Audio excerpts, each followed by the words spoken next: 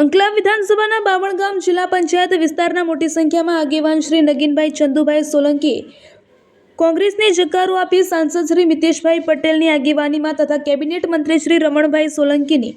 ઉપસ્થિતિમાં ભારતીય જનતા પાર્ટીનો ખેસ ધારણ કરી ભારતીય જનતા પાર્ટીમાં વિધિવત રીતે જોડાયા હતા। અમિત ચાવડાના નજીકના માનવામાં આવતા નગીનભાઈ સોલંકીએ છેલ્લા 25 વર્ષ સુધી ગામના સરપંચ તરીકે સેવા આપી ચૂક્યા છે, તેમજ તેઓ પૂર્વ તાલુકા પંચાયત પ્રમુખ તરીકે પણ ફરજ બજાવી ચૂક્યા છે અને 15 વર્ષ સુધી એપીએમસીના ડિરેક્ટર તરીકે પણ મહત્વપૂર્ણ યોગદાન આપ્યું છે। આ પ્રસંગે શ્રી ગુલાબસિંહ પઢિયાર, અંકલાવ તાલુકા પ્રભારી શ્રી સુનિલભાઈ શાહ, તાલુકા મહામંત્રી શ્રી અલ્પેશભાઈ, શહેર પ્રમુખ શ્રી મિહિરભાઈ શાહ, મહામંત્રી શ્રી સંજયભાઈ, શ્રી શંભુભાઈ સહિત અનેક આગેવાનો અને કાર્યકરો ઉપસ્થિત રહી શુભેચ્છાઓ પાઠવી હતી। રિપોર્ટર વિજય પરમાર। આજ રોજ મોટી સંખ્યા ખાતે જેમને નગીનભાઈ ચંદુભાઈ સોલંકી 25 વર્ષ સુધી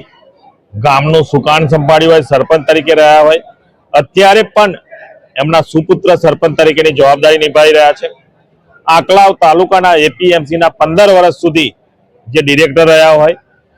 આંકલાવ તાલુકા પંચાયતના જે પ્રમુખ રહી ચૂક્યા હોય કોંગ્રેસમાંથી, અને જ્યારે ભારતીય જનતા પાર્ટીની વિચારધારા સાથે આજે જ્યારે જોડાઈ રહ્યા છે,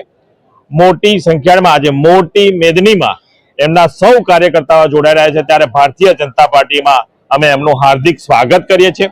અને એટલો વિશ્વાસ પણ અપાઈશું કે જે રીતે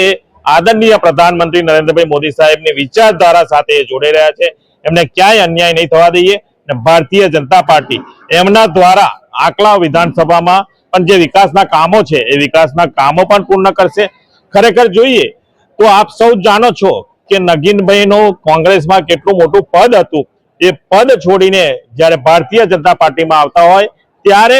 ભારતીય જનતા પાર્ટીના જે જમીનના કાર્યકર્તાઓ છે એમને પણ હું અભિનંદન આપીશ કે એમને પણ નગીનભાઈને સ્વીકારી અને એમને પણ આવકાર આપ્યો છે। ખરેખર જોઈએ તો જે ભારતીય જનતા પાર્ટીના મોટી સંખ્યા અને આજુબાજુના જે કાર્યકર્તાઓ છે એમને પણ એમને સ્વીકાર્યા છે, એટલે એમની પ્રતિનિધિત્વ અને એમનું જે વર્ચસ્વ છે એ કેટલું સુંદર હશે, કેટલું સારું હશે, અને સમાજમાં એક જે એમનું નામ હતું એ નામથી જ્યારે જોડાઈ રહ્યા છે ત્યારે નગીનભાઈને અમે ખરેખર જે ભારતીય જનતા પાર્ટીમાં આવી રહ્યા છે એમનો અમે સ્વીકાર કરી છે। ગઈકાલે એમને જિલ્લા પ્રમુખ આદરણીય સંજયભાઈ પટેલ સાથે પણ એમને મીટિંગ કરેલી હતી। આદરણીય રમણભાઈ સોલંકી પણ અત્યારે આવી રહ્યા છે, આ સભામાં આવી રહ્યા છે, અને એમને આ સભામાં અમે ખેસ પહેરાવી અને એમને ભારતીય જનતા પાર્ટીમાં જોઈન કરીશું। એમને ક્યાંય જગ્યાએ અન્યાય નહીં થાય, અને આંકલાવ તાલુકામાં જે કોંગ્રેસનો ગઢ છે એ કોંગ્રેસના ગઢમાં હજુ પણ જે વિકાસના કામો છે એ અમે ભારતીય જનતા પાર્ટીના સૌ કાર્યકર્તાઓ સાથે રહી સંગઠન ગુલાબસિંહ પરમાર,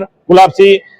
પઢિયાર અને બધા જ સાથે રહી, અત્યારે ઘણા બધા કાર્યકર્તાઓ છે, બધાના નામ બોલું તો એટલા ઓછા છે, પણ ભારતીય જનતા પાર્ટીના સૌ કાર્યકર્તાઓ સાથે એમને પણ સાથે રાખી અને ભારતીય જનતા પાર્ટી આંકલાવ વિધાનસભામાં જે વિકાસના કામો છે અને જે જરૂર છે બધા જ કામો અમે પૂર્ણ કરીશું।